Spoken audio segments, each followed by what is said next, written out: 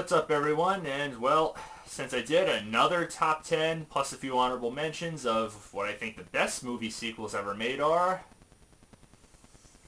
yeah, I gotta do a worst list too as well. So here we go, another top 10 worst movie sequels list plus a few honorable mentions. Yep, that's right, I'm going all Watch Mojo style once again. And keep in mind people, strictly my opinion, don't go apeshit if you don't agree with me. And also, I should say, there's probably a spoiler alert issued in this video as well. And also, the ones that were, once again, just like the last list of the best movie sequels, what I think. There was another list that I did many years ago that I re-uploaded, so the ones that were in that list of the top 10 worst and best sequels list are, now obviously those choices are not going to be on this list. Once again, this is another top 10 worst movies sequels that I think, well, are just plain awful, plus a few honorable mentions. So here we go. Number 10, Shrek the Third. Okay, well, first of all, like anybody else, I loved the first two movies. The first one laid the ground, had great humor, great lovable characters, that great lovable green ogre, and of course, as you guessed, there's Fiona, and for a second time around, I think it holds up just as great. As you guessed, it was on my best movie sequel list as an honorable mention, obviously, and I think it holds up great for a second time around. You know, it develops more characters, more colors, more humor, great pop culture parodies, great music, which was a little catchy at times, but it was great enough to keep the franchise going. And, well, like any franchise, of course, they had to keep milking that cow, and for the third time around, of course, it was an unlucky third movie. Yeah, the humor just was pretty much dead by then.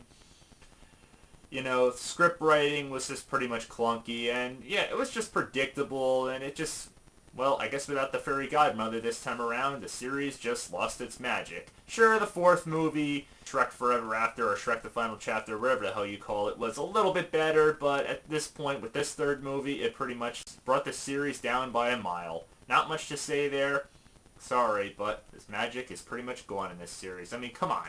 Only Prince Charming is the villain this time around. I mean, yeah, like the Nostalgia Critic says. I mean, he was the villain in the last movie. That's like bringing just the Riddler in the next Batman movie after Batman Forever without the Two-Face. I mean, it's predictable and cheesy as ever. So, not much to say there. Just don't even bother with this one. Number 9. Paranormal Activity 4. Okay. Now, okay, anybody's got their opinion on these found footage movies. I enjoyed the first three movies. They're very slow, but that's what they're meant to be. They develop the characters. I mean, the first one did great with regular camera footage, you know, moving around the house. And yeah, you could argue it was overhyped, and yeah, I agree. But once the sequels came around, I kind of knew what to expect. The second one did great, even though these two sequels went backwards chronologically. The second one to be exact, was about the woman's sister, so, aunt, I should say, and it revolved around not only the regular camcorder footage, but also security cameras, which was a clever concept, and obviously it took place right before, so it was kind of like pre-Paranormal Activity, and the third one, obviously, was about the two sisters when they were kids. That not only had the camcorder footage, but also revolved around putting the camcorder on top of a fan that moves back and forth, which created a lot of great suspense. Yeah, you could argue these sequels were cycled the same kind of ending, but I think they held up great, and it developed the characters, as I said before, as it went backwards chronologically. So the fourth one, it was the only one to go forward that actually take place after the first one. And I'm sorry to say, it pretty much went stale by then. The characters were unlikable. I mean, the idea of it being on a Skype camera, come on, really? Computers don't stay on all night, people. This is just the most ridiculous concept. The scares were pretty much all gone, and, well, I didn't even bother with the fifth one, the marked ones, or the sixth one. I mean, I'm glad that bombed at the box office, but, yeah, this was the one that pretty much brought this series down by a mile, so stick with the first three. This one, just don't even bother with. Number 8, Home Alone 3. Yep. As like anybody else, the first one is a Christmas classic, and I enjoyed the second one. Not as bad as people say it is, but not as good as the first one. I mean, yeah, it's recycled a little bit, but come on. It's still got the main cast members, and, yeah, I know the booby traps and everything might seem a little recycled, but come on. Anybody could pop the second one in around Christmas and everything. I know it's a little more violent than the first one, and recycled, as I said, but come on. it's still way better than this crap sequel. I mean, seeing that none of the original cast were back, none of the original characters, I should say, and just the fact that it bears the name Home Alone 3 is an insult. I mean, come on. I mean, the fact that the kid is being left home alone intentionally when he has chicken pox, I mean, what kind of parent does that to their kid? I mean, it's just, the concept is ridiculous. It's way overboard with slapstick. I mean, for sure the first two movies had slapstick, but this one just goes beyond ridiculous and stupid. I mean, what more do I have to say? And I can't believe John Hughes even got involved with this one. I mean, talk about a punch to the balls right there for any fans of the first two films. And don't even get me started on the fourth and fifth one, which were direct-to-DVD or TV sequels. I mean, not much to say there. I already said that the fourth one was good enough to make my worst Christmas special list. So, yeah. This one pretty much started the downfall right there. Once again, an unlucky third movie right there, people. So, stick to the first two. Once again, don't even bother with this one. Number 7. Alien 3. Okay, well, just like the other, film series that I mentioned before, first two films were great. I mean, the first one had great suspense, a lot of slow scenes, but it built up to a lot of suspense, as I said, a lot of blood, and obviously it was just one alien. Yeah, it seemed like a generic title, but Ridley Scott nailed it right there. And, well, the sequel by James Cameron, it did just as great. In fact, it's, in my opinion, even better in most people's opinion. More aliens, more action, Bill Paxton was hilarious. So, obviously, it was only right that a third movie would come around. And, well, with a lot of directing and script issues and so forth, and, well, very little time to make this movie and pretty much direct it, it's pretty obvious that this one was going to end up being a dud. Say all you want, people. If you like it, I respect that, but honestly, anybody can agree, this one was just a huge downfall compared to the first two. I mean, compared to being glorious like the first two, this one was just depressing. First of all, killing off most of the main cast members, except for Sigourney Weaver's character, and being trapped on a prison planet, and not to mention, it doesn't work out. I mean, you can't bear to watch this after watching the first two films. It just doesn't. I mean, even James Cameron and Ridley Scott could agree it was just an inferior third movie. So, not much to say there. I already mentioned on the best sequels list that I love the second one and don't even bother with this one, and especially don't even bother with the fourth one, Resurrection.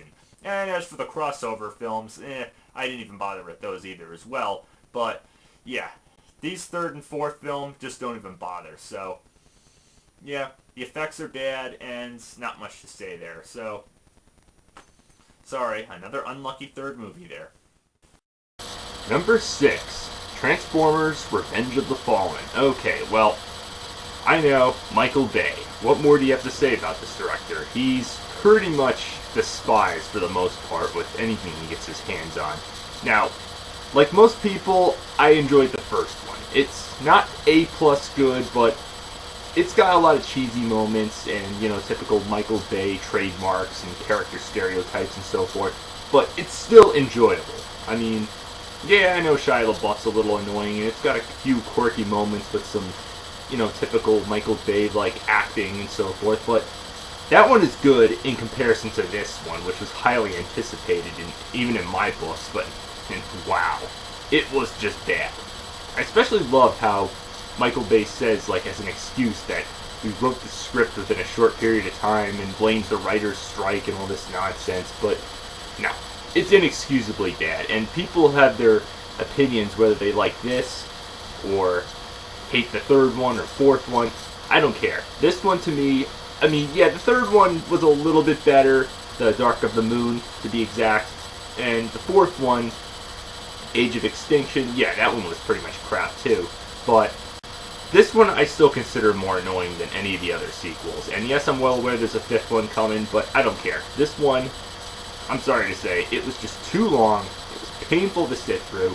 The characters, the mother character, the college roommate, those twin robots, ugh, so annoying. There were so many unbelievable racial stereotypes. It was just offensive.